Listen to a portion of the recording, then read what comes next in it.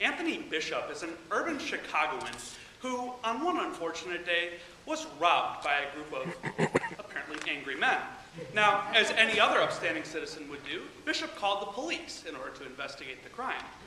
Surprisingly, when the police got there, they were able to make an arrest in a matter of minutes.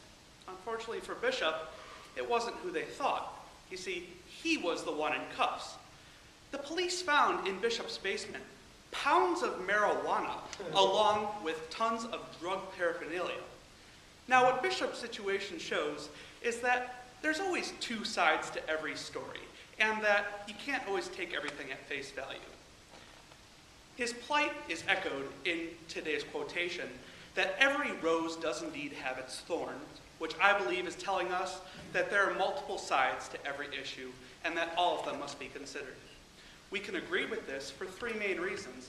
First, we don't always reach our dreams, as we can see in 1984.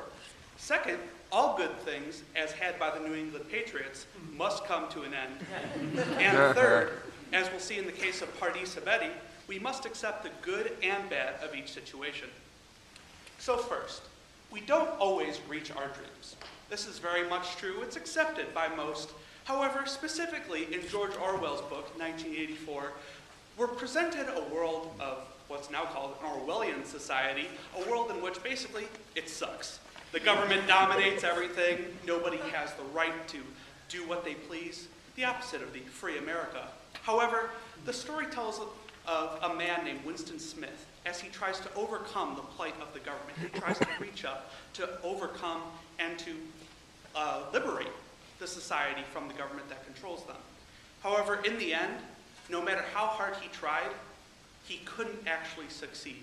So his story, while touching, while motivating, while it shows us that yes, we should rise up, we can fight for what we believe in, it's not always successful. That in the end, we don't always necessarily reach to where we're going for. Now, not only do we not always reach what we're going for, but we may be on the best of streaks, we may be having the best of times, but all good things must indeed come to an end. This can be seen very clearly when looking at the New England Patriots. Go back to 2008, Super Bowl 43. The New England Patriots had an undefeated regular season, looking to be the first team in the modern era to ever win a Super Bowl and have an undefeated record throughout the entire season. However, these damn New York Giants came out of nowhere and made one of the greatest upsets in Super Bowl history. Now, perhaps we could go into why the New England Patriots choked so hard, but more importantly, if we look back on the season, we realize that the actual season that they had going 16-0 was still a success, and that all good things must in turn come to an end. Be it the next season if they lost their first game, or even lost the 8th game of the next season. It's got to end somewhere, and the New England Patriots showed that whether or not we like it, all good things must indeed come to an end. So even if what we like doesn't always last as long as we'd like it to, we must accept that it ends, and we must accept all sides of the situation. This leads me to my third point, that we must accept the good and the bad of whatever scenario that we're in. This is very clearly exemplified in the story of Pardee Sabeti. Pardee Sabeti was an Iranian national. Back in 1978, on the eve of revolution in her country, she fled to the United States for the sake of her life, for the sake of her family, and started a new life. In the course of her journey, she ended up receiving the Rhodes Scholarship to study for free at Oxford University to pursue a degree in genetics. And after achieving very good grades, she eventually went on to a doctorate program where she actually failed her PhD exam. After rallying with her friends and her family, she was able to come back and actually achieve her doctorate after another 2 years, but now is one of the most renowned evolutionary geneticists in the field. Now, her story shows us that in every situation, in every story, there's no perfection. There's always good, there's always bad. And in fact, it's the bad parts, the road bumps in everything that we go through that actually define us and make that success even greater. So we can see that when looking at a situation, we need to accept both the good and the bad.